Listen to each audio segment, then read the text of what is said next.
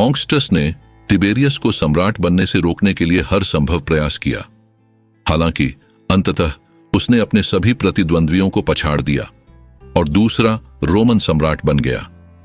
लेकिन उसने यह स्थान कैसे हासिल किया और ऑगस्टस द्वारा उसे इतना नापसंद क्यों किया गया, इसे समझने के लिए हमें 42 ईसा पूर्व के वर्ष में वापस जाना होगा, जो जूलियस सीजर तिबेरियस के पिता की हत्या के केवल 2 साल बाद था। तिबेरियस क्लॉडियस, उसके पिता, एक ऐसा व्यक्ति था जो अक्सर पक्ष बदलता रहता था। शुरुआत में उसने पोम्पेई के खिलाफ गृह युद्ध में जूलियस सीजर का समर्थन किया, लेकिन बाद में उसने उन सीनेटरों को बधाई दी जिन्होंने सीजर की हत्या की। तब क्लॉडियस नीरो ने मार्को एंटोनियो के भाई लूसियस एंटोनियो के साथ गठबंधन करने का फैसला किया और पेरुसिन युद्ध के दौरान ऑक्टेवियन के खिलाफ विद्रोह शुरू किया। उसने ऐसा असंतुष्ट अनुभवी सैनिकों की टुकड़ियों को इकट्ठा करके किया। युद्ध के परिणाम स्वरूप तिबेरियस के दादा की मृत्यु सहित भारी विनाश और हानि हुई। 42 ईसा पूर्व में लूसियस एंटोनियस की हार ने तिबेरियस के पिता को सिसिली और बाद में ग्रीस भागने के लिए मजबूर कर दिया, जिससे तिबेरियस का परिवार कई कठिनाइयों का सामना कर रहा था। तिबेरियस की मां लिविया द्रुसिला रोम में अपने पति से भी अधिक प्रतिष्ठित थीं। वह पैट्रिशियंस के एक महत्वपूर्ण कबीले क्लॉडियन वंश से संबंधित थीं। नवंबर 42 ईसा पूर्व में लिविया ने केवल 17 साल की उम्र में अपने पहले बेटे तिबेरियस क्लॉडियस नीरो को जन्म दिया। कई कठिनाइयों के बाद 3 साल बाद 29 ईसा पूर्व में तिबेरियस का परिवार रोम लौट आया, लेकिन उन्हें व्यक्तिगत समस्याओं का सामना करना पड़ा। उनके पास सीमित वित्तीय संसाधन थे और अपनी जब्त की गई संपत्तियों को वापस पाने में कठिनाई हुई। फिर भी उन्होंने तिबेरियस के लिए एक उज्जवल भविष्य सुनिश्चित किया, उसे एक धनी सीनेटर द्वारा गोद दिलवाकर। उसी वर्ष जब वे रोम पहुंचे, लिविया अपने दूसरे बेटे नीरो क्लॉडियस द्रुसस से गर्भवती हुई। वित्तीय समस्याओं के अलावा दंपति को विश्वास की परीक्षा का भी सामना करना पड़ा, क्योंकि ऑक्टेवियन ने लिविया में रुचि लेना शुरू कर दिया और वह सहमत हो गई। दोनों प्रेमी बन गए और संभावना है कि लिविया ने अपने पति के साथ भविष्य नहीं देखा, जिसकी करियर खत्म हो चुकी थी। उस समय ऑक्टेवियन केवल 24 वर्ष का था और लिविया 20 वर्ष से कम थी। ऑक्टेवियन ने तब अपनी पत्नी एस्क्रिबोनिया को तलाक देने का निर्णय लिया, जो उनकी बेटी जूलिया को जन्म देने के तुरंत बाद हुआ। पत्नी से अलग होने के लिए एक रोमन पति को केवल यह कहना होता था, अपनी चीजें अपने साथ ले जाओ। इस मामले में ऑक्टेवियन ने जोड़ा कि वह एस्क्रिबोनिया के कड़वे स्वभाव को अब और सहन नहीं कर सकता। तिबेरियस के पिता ने लिविया से मित्रतापूर्वक तलाक लिया और 29 ईसा पूर्व के अक्टूबर में ऑक्टेवियन और लिविया की सगाई हो गई। लिविया ऑक्टेवियन के घर में उसकी मंगेतर के रूप में चली गई और 14 जनवरी 28 ईसा पूर्व को उन्होंने द्रुसस को जन्म दिया, जिसे बाद में उसके पिता ने पाला। सिर्फ 3 दिन बाद लिविया और ऑक्टेवियन की शादी हो गई। उसके पिता पहले ही गुजर चुके थे और उसके कुछ ही पुरुष रिश्तेदार थे, इसलिए क्लॉडियस नीरो, उसका पूर्व पति, ही उसे समारोह में लेकर आया। 6 साल बीत गए और 32 ईसा पूर्व में तिबेरियस के पिता की मृत्यु हो गई। उनकी मृत्यु के बाद तिबेरियस और उसका भाई द्रुसस लिविया और ऑगस्टस के साथ रहने चले गए, जो सम्राट की बेटी जूलिया और उसके चचेरे भाई मार्सेलस के साथ रहते थे। 13 साल की उम्र में तिबेरियस को अपने दत्तक पिता के विजय परेड में भाग लेने का अवसर मिला, जो मार्क एंटनी और क्लियोपेट्रा पर एक्टियम की लड़ाई में जीत का जश्न मना रहा था। इस समय तिबेरियस एक घोड़े पर सवार था और ऑगस्टस के साथ जुलूस में शामिल हुआ, जो उसकी पहली सार्वजनिक प्रस्तुतियों में से एक थी। कुछ समय बाद, जब ऑगस्टस पहले से ही सम्राट था और लगभग 40 वर्ष का था, वह गंभीर रूप से बीमार हो गया और लगभग मर ही गया। इस समय से उन्होंने संभावित उत्तराधिकारियों पर विचार करना शुरू किया, जिसमें तिबेरियस और द्रुसस भी शामिल थे। इसलिए 17 साल की उम्र में तिबेरियस ने प्रशिक्षण शुरू किया और आधिकारिक रूप से राजनीति में शामिल हो गया। ऑगस्टस की सीधी निगरानी में क्वेस्टर का पद प्राप्त किया। इसके अलावा उसे कानून की आवश्यकताओं से पहले प्रेटर और कौंसल के रूप में नामांकन करने का विशेषाधिकार मिला। लगभग 20 वर्ष की आयु में तिबेरियस पहले से ही एक बड़ी सेना का नेतृत्व कर रहा था।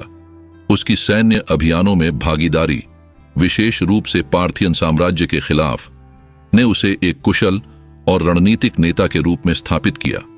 लगभग 20 ईसा पूर्व में लगभग 22 वर्ष की आयु में तिबेरियस ऑगस्टस के साथ जुड़ने के लिए पूर्व की ओर प्रस्थान किया, पार्थियन साम्राज्य के हाथों में हुई रोमन क्षति को उलटने का लक्ष्य रखते हुए।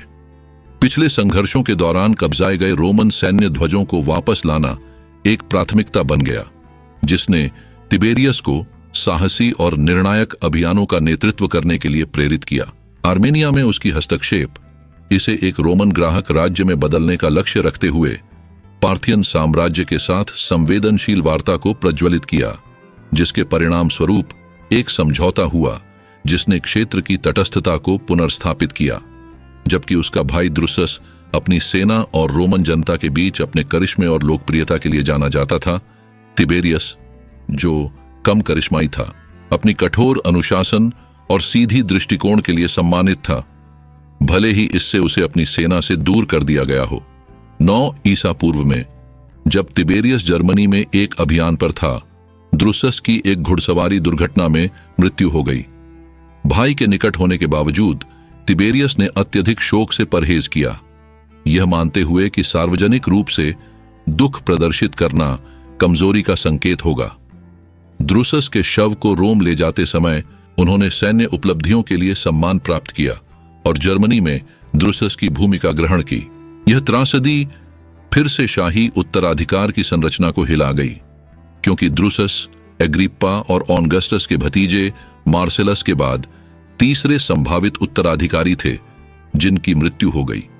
इसने तिबेरियस को सत्ता की दौड़ के केंद्र में और भी अधिक धकेल दिया।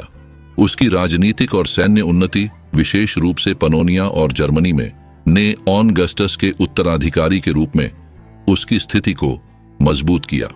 जैसे जैसे तिबेरियस ने अपने करियर में प्रगति की, उसकी राजनीतिक और सैन्य गतिविधियां प्रमुखता से उभरी, जिससे उसे बढ़ती नेतृत्व की भूमिकाओं के लिए रणनीतिक गठजोड़ करने पड़े। इनमें से एक गठबंधन उसकी शादी थी विप्सानिया से, जो जनरल एग्रिप्पा की बेटी थी। एग्रिप्पा की मृत्यु के बाद ऑगस्टस ने तिबेरियस को विप्सानिया से अलग होने के लिए मजबूर किया, जो उस समय गर्भवती थी, ताकि वह अपनी बेटी जूलिया से शादी कर सके, जो एग्रिप्पा की विधवा थी। अपनी पुरानी पत्नी से प्रेम करने के बावजूद सम्राट की बेटी से नई शादी ने शाही उत्तराधिकार की पंक्ति में उसकी स्थिति को और भी मजबूत किया। जर्मनी में तिबेरियस की जीतों ने उसकी स्थिति को बढ़ाया, जिससे उसे पहचान मिली। अपने भाई की मृत्यु के 3 साल बाद 6 ईसा पूर्व में ऑगस्टस ने तिबेरियस को ट्रिब्यूनिशियन पावर प्रदान किया, उसे एग्रिप्पा के बराबर बना दिया और उसे साम्राज्य के पूर्वी क्षेत्रों में भेज दिया। यह रणनीतिक नियुक्ति तिबेरियस को रोम से दूर रखने के लिए की गई थी, क्योंकि ऑगस्टस के 2 पोते गायस और ल्यूसियस रोम में प्रभाव बढ़ा रहे थे। तिबेरियस ने इस मिशन को स्वीकार नहीं किया, जिससे ऑगस्टस क्रोधित हो गया। तिबेरियस की इस अस्वीकृति ने सीनेट तक पहुंच बनाई, जिसमें ऑगस्टस ने तिबेरियस द्वारा छोड़ दिए जाने और धोखा दिए जाने की शिकायत की। तिबेरियस के पीछे हटने के 2 संभावित कारण हो सकते हैं: जूलिया के साथ नए विवाह में तनाव और यह धारणा कि ऑगस्टस अपने पोते पोतियों को उत्तराधिकारी के रूप में पसंद करेगा, उसे उत्तराधिकार से दूर रखेगा। इस उलटफेर के बाद तिबेरियस ने रोड्स द्वीप पर निर्वासित होने का फैसला किया, जो उसके जीवन का एक दिलचस्प चरण बन गया। ग्रीक द्वीप पर पहुंचने पर उसने अपेक्षाकृत एकांत में रहने की कोशिश की। तिबेरियस की अनुपस्थिति में ऑगस्टस ने अपने पोते पोतियों का सामान्य नियमों से परे समर्थन करना जारी रखा। इस बीच तिबेरियस को यह खबर मिली कि उसकी पत्नी जूलिया को अनैतिक आचरण के आरोप में रोम से निर्वासित कर दिया गया। 14 ईस्वी में निर्वासन में भूख से मरने से इसने तिबेरियस और ऑगस्टस के बीच के संबंधों को हिला दिया और उसे सम्राट की संभावित मृत्यु के सामने एक कमजोर स्थिति में छोड़ दिया। 2 से 1 ईसा पूर्व के बीच तिबेरियस ने रोम लौटने की अनुमति मांगी, लेकिन ऑगस्टस ने इसे अस्वीकार कर दिया। उसे उसकी इच्छा के विरुद्ध रोड्स में रखा। इन घटनाओं ने 2 से 1 ईसा पूर्व के वर्षों पर एक छाया डाली, जिन्हें इतिहासकार सुएटोनियस ने तिबेरियस के जीवन का सबसे निचला और असुरक्षित बिंदु माना, जिसमें मूर्तियों का गिरना और बढ़ती शत्रुता शामिल थी, जिससे उसकी जान खतरे में थी। निर्वासन में कुछ वर्षों के बाद 2 ईस्वी में ऑगस्टस के पोते गायस ने तिबेरियस को रोम लौटने की अनुमति दी, हालांकि उसे सार्वजनिक जीवन से दूर रखा गया। हालांकि रोम में स्थिति पूरी तरह बदल गई। ऑगस्टस के दोनों पोते तिबेरियस के लौटने के तुरंत बाद मर गए। ल्यूसियस की मृत्यु मिलिया में एक बीमारी से हुई और गैस की 2 साल बाद आर्मेनिया में एक युद्ध में लगी चोट से मृत्यु हो गई। अफवाहें थीं कि ऑगस्टस की पत्नी और तिबेरियस की मां लिविया इन मौतों के पीछे थीं ताकि उनका बेटा सम्राट बन सके, लेकिन यह कहानी पुष्टि करना मुश्किल है। अंत में ऑगस्टस ने शाही उत्तराधिकार की आवश्यकताओं को समझते हुए तिबेरियस को ट्रिब्यूनिशियन शक्ति पुनः प्रदान की, जिससे सिंहासन के लिए उत्तराधिकार की सुरक्षा मजबूत हुई। शाही स्थिरता सुनिश्चित करने के लिए ऑगस्टस ने गोद लेने की प्रक्रिया को अंजाम दिया। तिबेरियस को कानूनी रूप से पुत्र के रूप में अपनाया, जो अब तिबेरियस जूलियस सीजर कहलाया। साथ ही तिबेरियस को अपने मृत भाई के पुत्र जर्मेनिकस को अपना उत्तराधिकारी बनाना पड़ा, जबकि उसका एक जैविक पुत्र द्रुसस भी था। जर्मेनिकस, जिसने लगभग भविष्य सूचक नाम प्राप्त किया था, जर्मनी में अपने अभियानों के लिए प्रसिद्ध हुआ, अपने पिता की विरासत का सम्मान किया। उसकी मां एंटोनिया, मार्को एंटोनियो और ऑक्टेविया ऑगस्टस की बहन की बेटी थी। ऐसा माना जाता है कि जर्मेनिकस लगभग 18 वर्ष का था जब तिबेरियस ने उसे गोद लिया। इस गोद लेने के बाद तिबेरियस को सम्राट बनने के लिए कुछ वर्षों तक इंतजार करना पड़ा। इस दौरान उसने जर्मनी में अभियानों का नेतृत्व किया, रोमन सेना के आक्रमणों का संचालन किया। 6 ईस्वी में उसने पनोनिया में एक विद्रोह का सामना किया, अपनी सेनाओं को पूर्व की ओर स्थानांतरित किया। शुरू में उसकी सतर्क दृष्टिकोण की आलोचना की गई, लेकिन अंततः यह प्रभावी साबित हुई। उसने त्वरित परिणामों के दबाव का विरोध किया, शांति बनाए रखी और अपने पुरुषों की कठिनाइयों को बढ़ाने वाले तरीकों से बचा।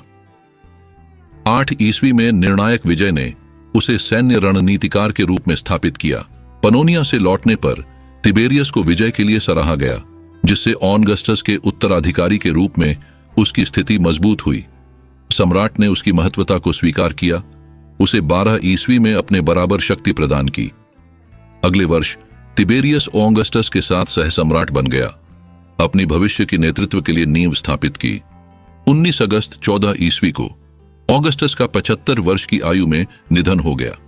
उसके शरीर का उचित रीति रिवाजों के साथ दाह संस्कार किया गया और सीनेट के निर्णय के अनुसार उसे दिव्य घोषित किया गया। उसकी वसीयत ने तिबेरियस, जो उस समय 55 वर्ष का था, को ऑगस्टस का एकमात्र जीवित उत्तराधिकारी के रूप में पुष्टि की। यह सत्ता का परिवर्तन शांति से हुआ, बिना किसी प्रतिद्वंद्विता के। इस प्रकार तिबेरियस अब अपनी शक्ति के चरम पर एक ऐसे व्यक्ति की जगह लेने के लिए खड़ा था जिसने वर्षों तक रोम के भाग्य को आकार दिया था। जल्द ही हम तिबेरियस के सम्राट के रूप में शासन को चिह्नित करने वाली सबसे महत्वपूर्ण घटनाओं को देखेंगे। इस वीडियो को लाइक करना ना भूलें और हमारे चैनल को सब्सक्राइब करें। अगले वीडियो में मिलते हैं।